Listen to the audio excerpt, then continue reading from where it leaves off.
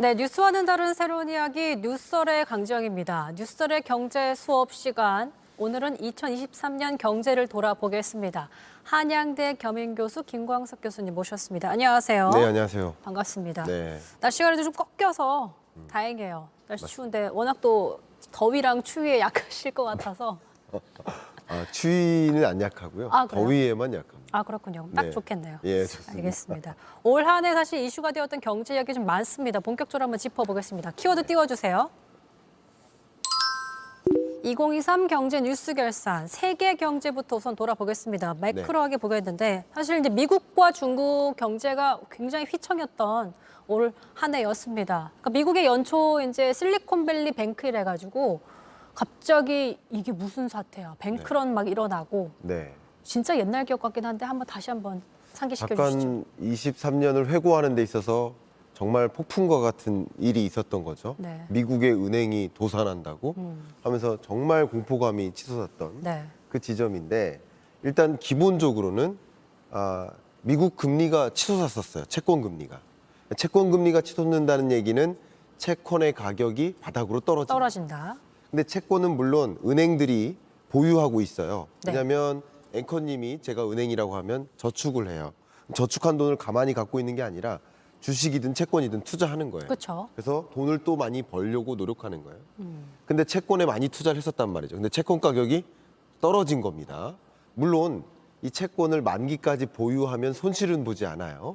그런데 돈을 저축한 저축자가 많은 기업들이 실리콘밸리 뱅크이니까 실리콘밸리에 있는 많은 뭐 벤처 기업들이 이제 돈 좀 돌려달라.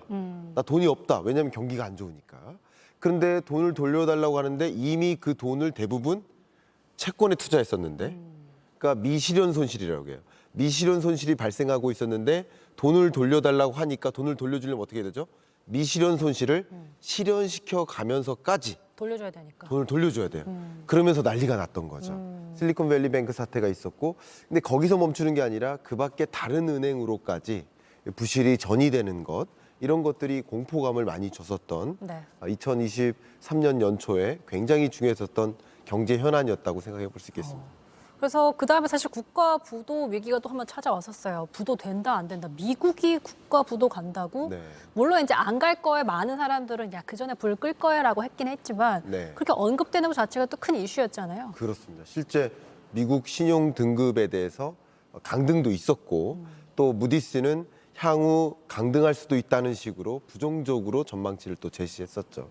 그런 여러 가지 배경 중에 하나가 미국 국가부도 이 문제가 본질적으로 해결된 게 하나도 없다라는 것인데, 역시 아까 은행의 부실도 말씀드렸지만 미국 정부 자체도 예산의 범주가 있거든요. 근데 예산의 범주를 올려잡는 것은 당연히 국회를 통해서 결정을 하는데 올려잡지 못하겠다라고 이렇게 압박을 하는 거죠. 상대 당에서. 그러니까 그런 것들이 합의가 자꾸 이루어지지 않으니까.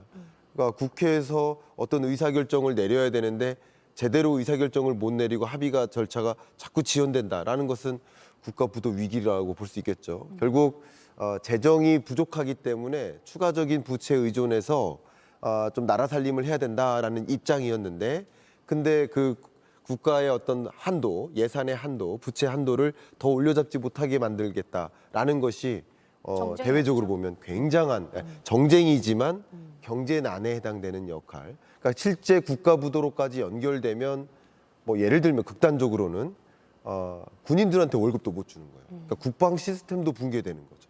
굉장히 큰 일이 일어날 수 있는 어려운 그런 굉장히 조마조마한 일들이 또 있었다, 이렇게 볼 수 있겠습니다. 네. 앞서 언급드린 두 가지 사태는 어쨌든 잘은 아니지만 해결은 되었다. 일단락. 네. 네. 그리고 실업률과 디플레이션 위기의 중국 경제도 한번 짚어주시죠. 전 중국 경제는 정말 놀랐습니다. 왜냐하면 중국의 청년 실업률이 역사상 정점을 찍어요. 그리고 그 역사상 정점을 그 다음 달에 갱신해요. 또 그 역사상 정점을 20%가 넘거든요. 21%로 또 갱신합니다. 그래서 저는 저도 유튜브 채널을 운영하다 보니까 그 데이터가 발표되면 즉시 분석을 하려고 8월 15일 날 기다리고 있었어요, 오전에.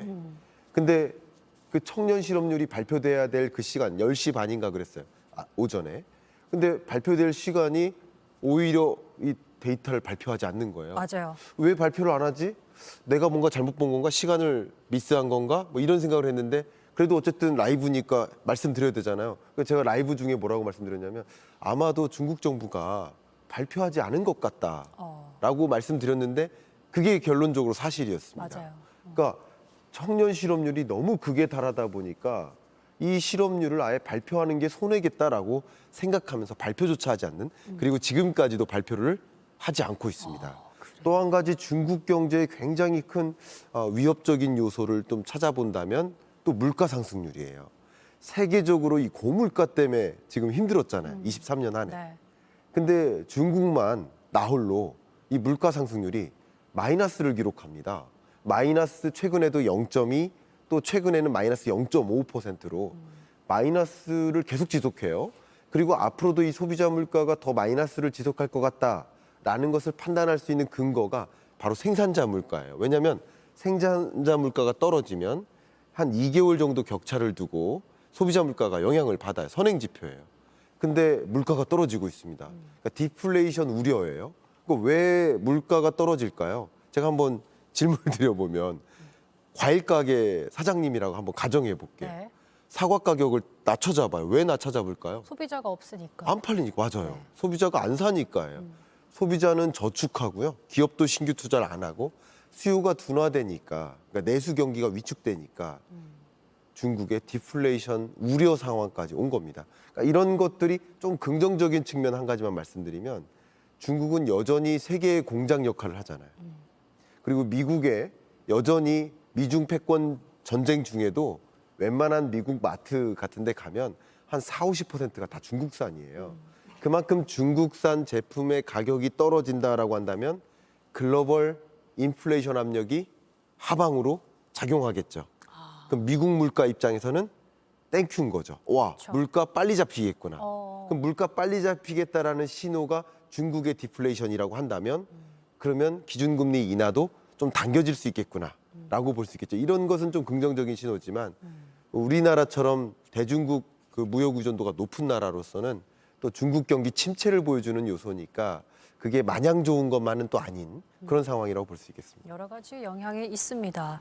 그래서 두 번째 국내 경제 한번 짚어볼게요. 네, 한국 경제 다시 보기. 다시 보기. 역대급 마이너스를 기록한 언급하신 이제 대중무역 상황이 안 좋은 거잖아요. 네, 마이너스니까. 네. 이거를 좀 타개할 수 있는 방법은 뭐가 좀 있다고 보세요? 자, 일단 중국 경제가 안 좋습니다. 그러니까 올해도 23년 중국 경제 성장률이 IMF는 5.0%로 추산했고요. 내년 경제 성장률을 4.2%로 또 낮춰잡았습니다. 네. 그러니까 중국 경제가 여전히 4% 성장한다는 것은 그래도 한국과 비교해 보면 우리나라 1.4% 성장인데 이런 사람들도 있어요. 니네 나라나 걱정하라고. 이런 사람들도 있어요. 그러니까 그런 만큼 아직도 중국 고성장하는 거 아니냐 이렇게 말씀하시는 분들이 계시지만 네. 저는 좀 다른 뷰를 갖고 있어요. 이게 왜냐하면 경제는 항상 스냅샷으로 비교하는 게 아닙니다. 그 시점을 놓고 중국 경제, 한국 경제 비교하는 게 아니라 중국 경제가 어디에서 어디로 변화하고 있나 이걸 봐야 되거든요. 아시겠지만 한때 중국 경제가 14% 성장했던 나라예요. 근데 12, 10, 9, 8, 6 그리고 올해 5, 내년은 또 4.2. 그러니까 중국 경제 성장률이 뚝뚝 떨어지는 것 이런 국면에서 어떤 일이 벌어지냐면 기업들도 말이죠. 생산 많이 해야 되겠어. 잘 팔릴 것 같아. 하면서 공장을 늘려요. 근데 그만큼 매출이 일어나지 않으면 공장을 폐쇄하고 공장 운영을 위해 필요했던 인력들을 해고하고 우당탕탕하는 일이 벌어지는 게 예전과 같지 않을 때거든요. 이렇게 중국 경제가 쭉 꼬꾸라지고 있으니까 대중국 수출은 늘어나기가 쉽지 않겠다고 볼 가능성이 높겠죠. 그러면 우리는 어떻게 대응을 해야 될까? 24년에 중국을 대체할 아시아 신흥국, 좀 어려운 표현으로 얼터너티브 에이시아, 그래서 알타시아라고 합니다. 알타리무 아닙니다. 알타시아 너무 진중하게 들으셔가지고. 이런 거 그냥 넘겨줘야 되거든요. 네. 못 들은 알타시아. 척. 네. 예, 알타시아입니다. 아무도 안 웃어주시네요. 네. 댓글에서도. 깔깔거리고 불에서 우리 터졌어요. 작가님 한 분 웃으셨어요. 네. 감사합니다. 웃지 한 분 마세요. 웃어주셨어요. 네. 프라이빗님 감사합니다. 네, 그래서 알타시아. 알타시아, 그러니까 알터너티브 아시아. 베트남, 뭐 인도, 인도네시아, 필리핀, 캄보디아 이런 나라들인데 중국을 대체할 아시아 신국. 왜냐하면 중국에서 많은 기업들이 떠나거든요. 맞아요. 다국적 기업이 중국을 떠나는 차이나 엑소더스가 일어나는데 더 중요한 것은 중국 기업도 중국을 떠나고 있습니다. 떠나서 어디다 공장을 둘까요? 이런 아시아 신흥국에 둡니다. 그럼 우리나라는 계속 중국에 대한 수출 의존도를 높여나가는 것이 아니라 다른 유망 신흥국들, 고성장하는 신흥국들의 신시장을 개척함으로써 그들의 고성장세, 그러니까 중국 경제는 2027년까지도 3%대로 쭉 내려올 것으로 IMF가 전망하는데 지금 말씀드렸던 이 알타시아 신흥국들은 6, 7%의 고성장세를 유지해요. 그러면 이런 주요 신흥국들에 대한 수출 의존도를 높여나가는 이런 대응책이야말로 이런 중국 경제가 기우는 이런 과정에서 그 위험을 우리 경제로 가져올 필요가 없는 것이다. 없다. 이런 걸 이른바 그 디리스킹인 거죠. 그 위험을 우리나라에게 전이시킬 필요는 없으니까 다른 수출 대상국을 적극적으로 찾아 나갈 필요가 있겠다 이렇게 생각합니다. 자, 이거와 이제 별개로 우리나라도 어쨌든 고물가와 씨름하고 있습니다. 사실 진짜 저도 뉴스를 전해드리면서 물가 얘기를 너무 많이 한 것 같아요. 사실 뭐 국제 유가 가격은 지금 조금 하락했지만 나머지 물가 같은 거는 연쇄작용으로 계속 오르고 있기 때문에 네. 이거에 대한 정부의 대책과 이제 앞으로 물가가 계속해서 이렇게 높게 계속 올라갈 것인가에 대한 전망도 한번 네. 얘기해 주시죠. 이 부분엔 제가 좀 많이 아쉬움이 있습니다. 정부의 대응이라는 그 질문 주셨는데 우리나라의 좀 물가 대응은 좀 많이 미약했다 이런 생각을 합니다. 정부의 정책을 둘로 구분하면 통화 정책과 재정 정책으로 할 수 있는데 통화 정책도 충분히 제약적이지 않았기 때문에 쉽게 말해서 기준금리를 충분히 높은 수준으로 유도하지 않았기 때문에 23년 1월에 마지막으로 금리 인상하고 계속 동결해 왔거든요. 네. 그렇기 때문에 물가 잡아야 될 시점에 물가를 못 잡았어요.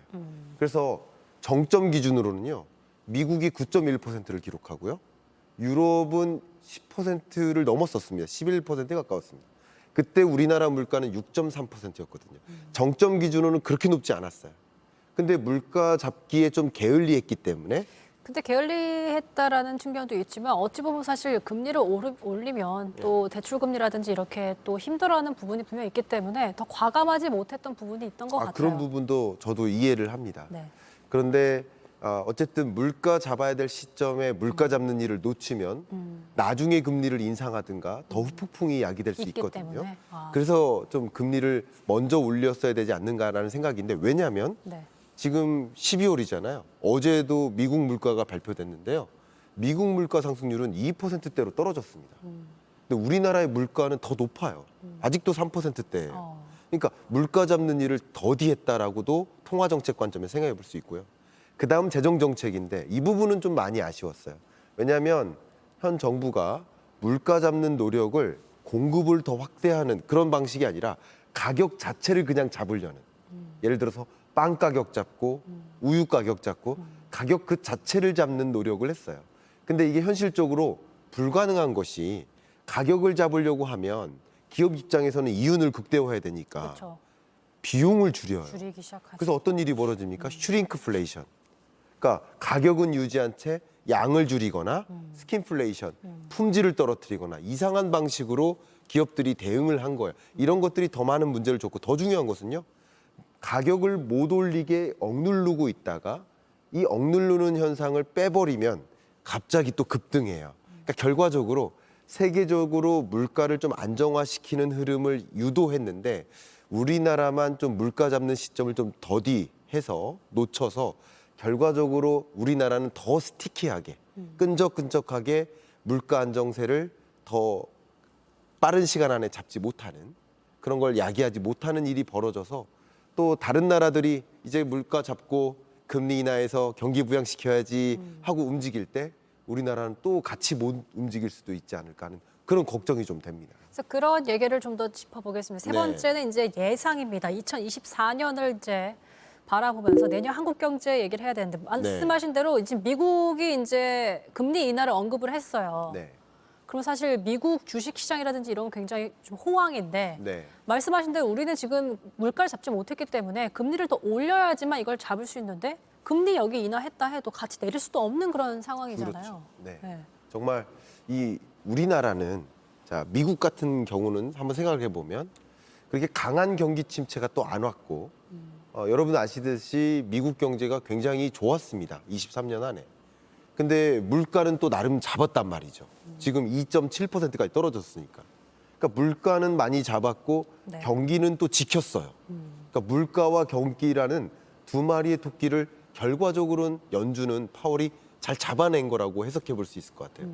근데 우리나라 경제를 보면 23년 성장률이 1.4%.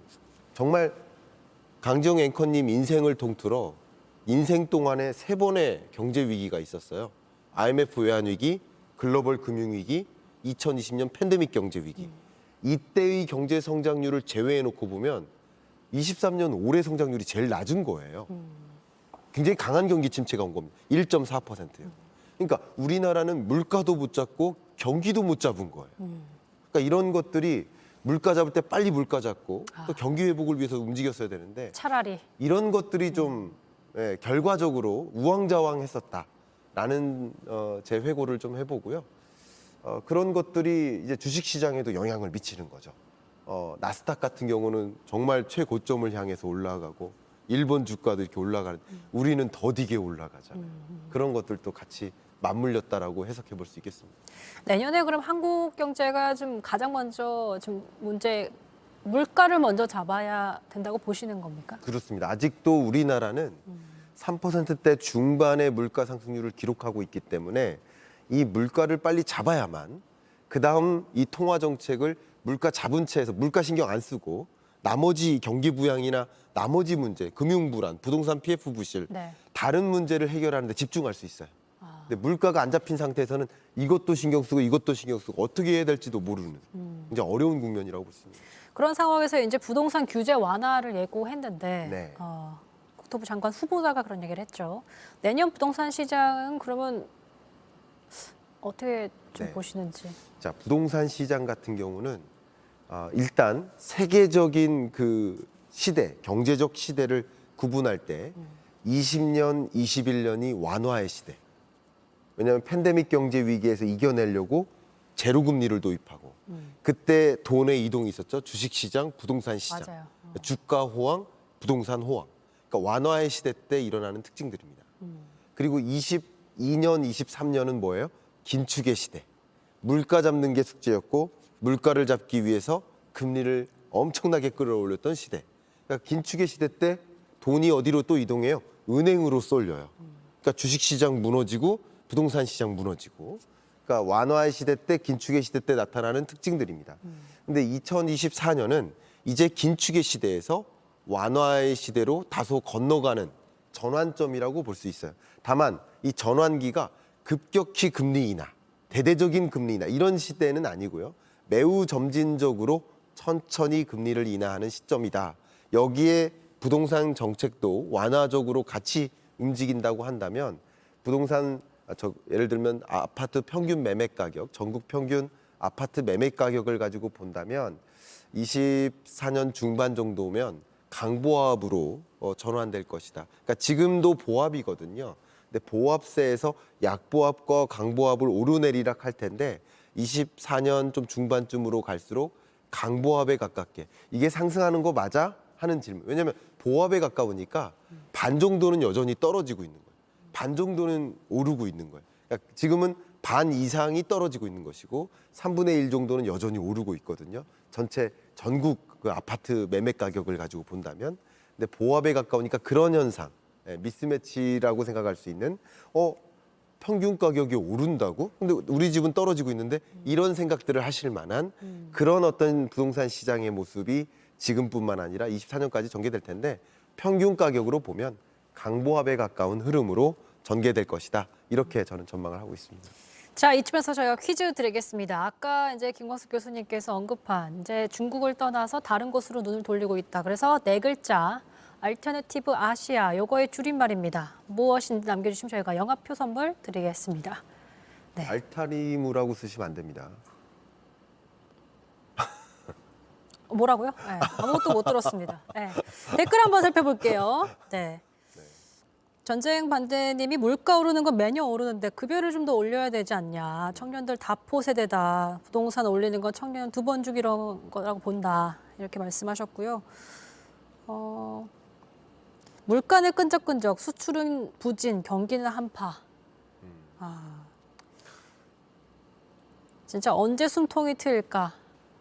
이런 얘기들을 경제 얘기하니까 이제 분위기가 쫙 다운됩니다. 근데 그 사이에 이제 아재 개그 웃겼다라는 반응이 좀 있어요. 아재 개그 사실 하나 더 생각났었는데 해볼까요? 제가 질문 드리고 싶어요. 네네네. 해볼게요. 왜 여기 보시면 세계 경제는 돌아보기인데 한국 경제는 다시 보기입니까? 죄송합니다. 끝까지 해주세요. 그래서 네. 끝났습니다. 질문으로 아재 이게 개그예요? 네, 아재 개그. 넘어가겠습니다. 어떤 맥락인지 잘 모르겠어요. 세계 경제는 돌아보는데 왜 그래서 한국 경제는 이 스튜디오 안도 바깥처럼 정말 추워지고 있지 않나 이런 그러니까요. 생각을 해봅니다. 네. 혹시 이 사이에 빨리 이제 정답자 나왔나요? 나왔네요. 네. 네. 만월님, 풀무님 맞춰주셨는데 정답은 뭐죠? 알타시아. 우리 김화수님이 잘 맞춰주셨네요. 네, 김하수님도 맞춰주셨고 하지만 만월풀님께서 맞춰주셨기 때문에 요 분께 영화표 보내드리겠습니다. 네. 마지막으로 내년 이제 한국 경제가 좀 반등을 할 수 있는 포인트도 있을까요? 반등할 수 있는 포인트는 있습니다만 역시 완만한 반등인 것이지 그게 뭐 정말 뚜렷하게 경제가 회복됐다 할 만한 여건은 아니라고 생각이 되고요. 또 한 가지 꼭 말씀드린다면 체감적으로는 전혀 회복을 못 느끼는데 숫자만 좋아지는 흐름은 나타날 겁니다. 왜냐하면 기업의 매출액도 증감률로 보잖아요. 영업이익도 전년 동기 대비 증감률로 보잖아요.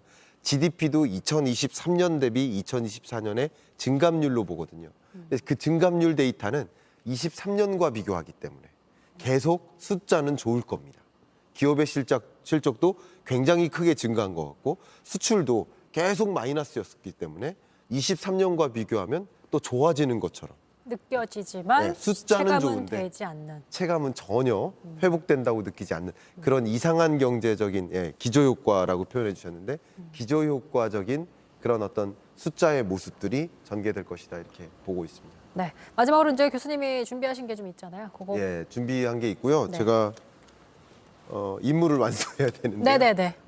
제가 노 엑시트 마약은 출구가 없다고 합니다. 네. 절대 시작하지 마십시오. 네. 라는 이 캠페인에 참여를 하고 있는데 제가 이번 한 달 오늘로 활동을 마무리하고 네.